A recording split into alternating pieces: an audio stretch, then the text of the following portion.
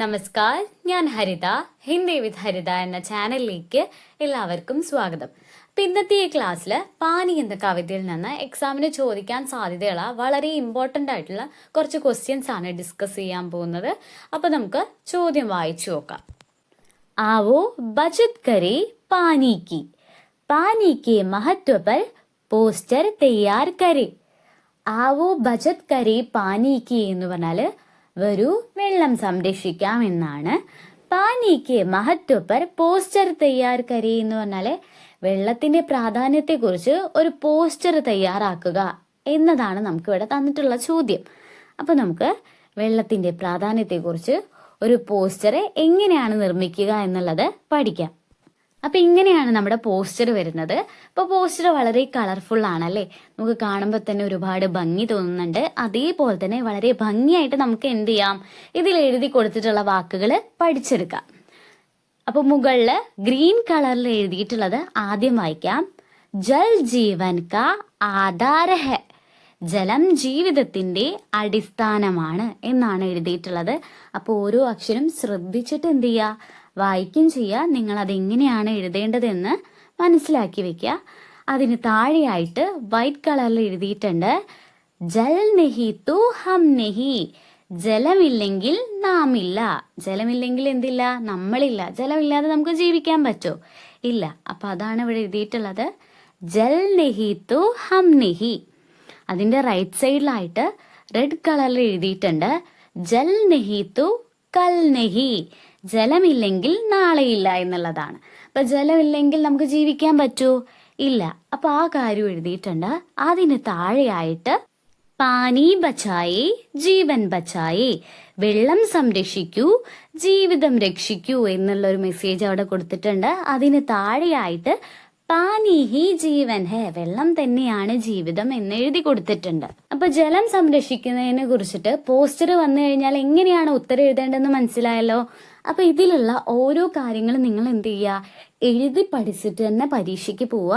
അപ്പൊ നിങ്ങൾക്ക് എന്തായാലും എക്സാമിന് ക്വസ്റ്റ്യൻ വന്നു കഴിഞ്ഞാൽ ആൻസർ എഴുതാൻ പറ്റും. പിന്നെ പോസ്റ്റർ എഴുതുമ്പോൾ ഈ കാര്യങ്ങൾ എഴുതുന്നതിന്റെ കൂടെ തന്നെ എന്ത് ചെയ്യുക, ചെറിയ വെള്ളത്തുള്ളികളുടെ ചിത്രങ്ങളൊക്കെ വരച്ചു കൊടുക്കുക. നിങ്ങൾക്ക് എന്താണോ വരയ്ക്കാൻ കഴിയുക അത് അതിൽ വരച്ചു കൊടുക്കുക. അതേപോലെ തന്നെ ഇതിലുള്ള കാര്യങ്ങൾ ഓരോന്നും തെറ്റാതെ കൃത്യമായിട്ട് ഓരോ അക്ഷരം ശ്രദ്ധിച്ചിട്ട് എഴുതാം. അപ്പൊ എങ്ങനെയാണ് പോസ്റ്റർ എഴുതേണ്ടതെന്നുള്ള ചോദ്യം മനസ്സിലായല്ലോ. ഇനി നമുക്ക് അടുത്ത ചോദ്യം വായിച്ചു നോക്കാം. ചിത്ര ദേഖേ കവിതാ സേ സമാൻ ആശയ വാലെ പങ്ക്തിയാം ജോഡേ എന്നുള്ളതാണ് നമുക്ക് ഇവിടെ ചോദ്യമായിട്ട് തന്നിട്ടുള്ളത്. ചിത്ര ദേഖേ എന്ന് പറഞ്ഞാല് ചിത്രം നോക്കി, കവിതാ സേ സമാൻ ആശയ വാലി, കവിതയിൽ നിന്ന് എന്ത് ചെയ്യണം, സമാനമായ അർത്ഥമുള്ള പങ്ക്തിയാം ജോഡേ, വരികള് ചേർത്ത് എഴുതാനാണ് പറഞ്ഞിട്ടുള്ളത്. അപ്പൊ ഇവിടെ ചിത്രത്തിൽ നമുക്ക് എന്തൊക്കെ കാണാൻ പറ്റുന്നുണ്ട്, വെള്ളം കാണാൻ പറ്റുന്നുണ്ട്. അപ്പൊ വെള്ളത്തിന് പാനി എന്നാണ് പറയുന്നത്. പിന്നെ എന്താ ഉള്ളത്, ചെറിയ അരുവി കാണാൻ പറ്റുന്നുണ്ട്. അരുവിക്ക് ഝർണ എന്ന് ഹിന്ദിയിൽ പറയും. പിന്നെ നദി കാണാൻ പറ്റുന്നുണ്ട് അല്ലെ, ചെറിയ നദികളുണ്ട്. അപ്പൊ അതിന് നദിക്ക് ഹിന്ദിയിൽ നദി എന്ന് തന്നെയാണ് പറയുന്നത്. ചെറിയ നദികൾക്ക് നാലേ എന്ന് പറയും.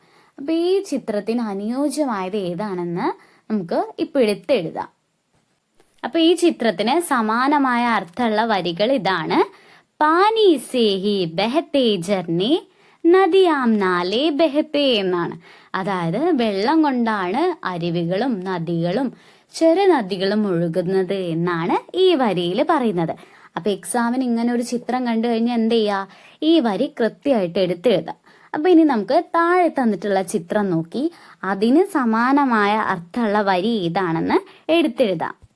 അപ്പൊ ഇവിടെ തന്നിട്ടുള്ള ചിത്രത്തില് നമുക്ക് വിളകൾ കാണാൻ പറ്റുന്നുണ്ടല്ലേ.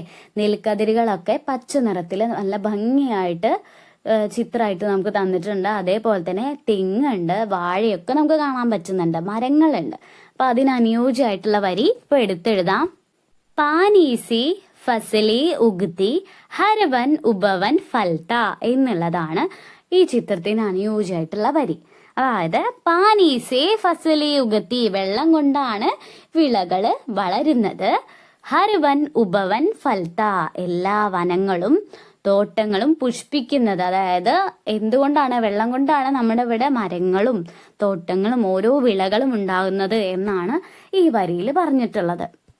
ഇപ്പൊ ചിത്രം തന്നു കഴിഞ്ഞാൽ എങ്ങനെയാണ് കറക്റ്റായിട്ട് അതിൻ്റെ വരികൾ തിരഞ്ഞെടുക്കുക എന്നുള്ളത് നിങ്ങൾക്ക് ഇപ്പോൾ പറഞ്ഞു തന്നിട്ടുണ്ട്. ഇനി നമുക്ക് അടുത്ത ചോദ്യം വായിച്ചു നോക്കാം. കവിതാ സേ സമാനാർത്ഥക ശബ്ദ ചുനെ ഓർ ലിഖി എന്നുള്ളതാണ് നമുക്ക് ഇവിടെ ചോദ്യമായിട്ട് തന്നിട്ടുള്ളത്. അതായത് കവിതയിൽ നിന്ന് സമാനമായ അർത്ഥമുള്ള ശബ്ദം നമ്മൾ എന്ത് ചെയ്യണം, തിരഞ്ഞെടുത്ത് എഴുതണം. അപ്പൊ ഇവിടെ കുറച്ച് ശബ്ദങ്ങൾ നമുക്ക് തന്നിട്ടുണ്ട്. ഇതിന് സമാനമായിട്ടുള്ളത് എന്തിലുണ്ടായിരിക്കും, നമ്മുടെ കവിതയിലുണ്ടായിരിക്കും. അപ്പൊ എക്സാമിന് ഈ രീതിയിലുള്ള ക്വസ്റ്റ്യൻസ് പലതവണ വന്നിട്ടുണ്ട്. നമുക്ക് ഒരുപാട് വാക്കുകളൊന്നും തരില്ല.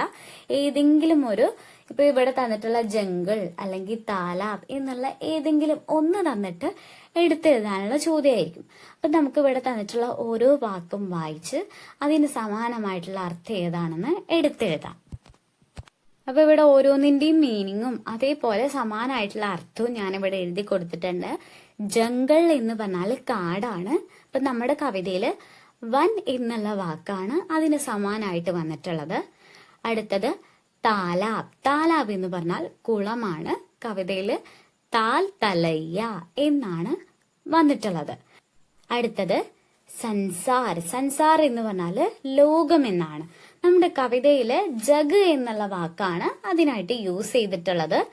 അടുത്തതായിട്ടുള്ളത് ധർത്തി. ധർത്തി എന്ന് പറഞ്ഞാല് ഭൂമിയാണ്. ഭൂമിക്ക് സമാനമായിട്ടുള്ള ശബ്ദം വസുധ എന്നുള്ളതാണ്.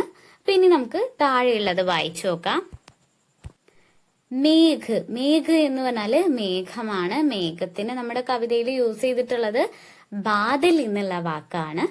അടുത്തതായിട്ടുള്ളത് പൂന്തോട്ടം എന്ന് എഴുതി കൊടുത്തിട്ടുണ്ട്. പൂന്തോട്ടത്തിന് ഹിന്ദിയില് ബഗീച്ച എന്ന് പറയും. കവിതയിൽ കൊടുത്തിട്ടുള്ളത് ഉപവൻ എന്നുള്ള വാക്കാണ്. അപ്പൊ അടുത്തതായിട്ടുള്ളത് സമുദ്ര. സമുദ്ര എന്ന് പറഞ്ഞാല് സമുദ്രമാണ്, കടലാണ്. അപ്പൊ നമ്മുടെ കവിതയിൽ യൂസ് ചെയ്തിട്ടുള്ള സമാനമായിട്ടുള്ള അർത്ഥമുള്ള ശബ്ദം സാഗർ എന്നാണ്. ഇനി അടുത്തതായിട്ടുള്ളത് ആകാശമാണ്. ആകാശം എന്ന് മലയാളത്തിൽ എഴുതിയിട്ടുണ്ട്. ഹിന്ദിയിലെ ആകാശത്തിന് ആകാശ് എന്നാണ് പറയുന്നത്. നബ് എന്ന് സമാനമായ അർത്ഥമുള്ള ശബ്ദമാണ്. അടുത്തതായിട്ട് ജൽ എന്നാണ്. ജൽ എന്ന് പറഞ്ഞാല് ജലമാണ്, വെള്ളമാണ്. അതിന് സമാനമായിട്ടുള്ള അർത്ഥമുള്ള ശബ്ദം നമ്മുടെ കവിതയിൽ യൂസ് ചെയ്തിട്ടുള്ള പാനി എന്നാണ്. നമ്മുടെ കവിതയുടെ പേര് തന്നെ പാനി എന്നാണ്. അപ്പൊ ഇതിലുള്ള ഓരോ വാക്കുകൾ എന്ത് ചെയ്യുക, നിങ്ങൾ എന്തായാലും മനസ്സിലാക്കിയിട്ട് തന്നെ പഠിച്ചു പോവുക. ഏതെങ്കിലും ചോദ്യങ്ങൾ വന്നു കഴിഞ്ഞാൽ നിങ്ങൾക്ക് കറക്റ്റ് ആയിട്ടുള്ള ആൻസർ എഴുതാൻ പറ്റും. അപ്പൊ ഇപ്പൊ നമ്മൾ ഡിസ്കസ് ചെയ്ത ഈ 3 ക്വസ്റ്റ്യൻസും നന്നായി മനസ്സിലാക്കിയിട്ട് തന്നെ എക്സാമിന് പഠിച്ചിട്ട് പോവുക. എക്സാമിന് ചോദ്യങ്ങൾ കണ്ടു കഴിഞ്ഞാൽ അത് ശ്രദ്ധയോടെ വായിച്ചിട്ട് വേണം ഉത്തരങ്ങൾ എഴുതാൻ വേണ്ടിയിട്ട്. പിന്നെ നമ്മുടെ ചാനലിൽ എല്ലാ ചാപ്റ്ററുകളും അതേപോലെ തന്നെ എക്സാമിന് ചോദിക്കാൻ സാധ്യതയുള്ള ഇമ്പോർട്ടൻറ്റ് ക്വസ്റ്റ്യൻസും അപ്ലോഡ് ചെയ്തിട്ടുണ്ട്. അതൊക്കെ പോയി കാണുക. ക്ലാസ്സുകൾ കണ്ട് നിങ്ങളുടെ അഭിപ്രായങ്ങൾ എന്ത് തന്നെയായാലും അത് കമന്റ് ബോക്സിലൂടെ എന്നെ അറിയിക്കാൻ മറന്നു പോകരുത്. അപ്പോൾ നമുക്കിനി അടുത്ത ക്ലാസ്സിൽ കാണാം.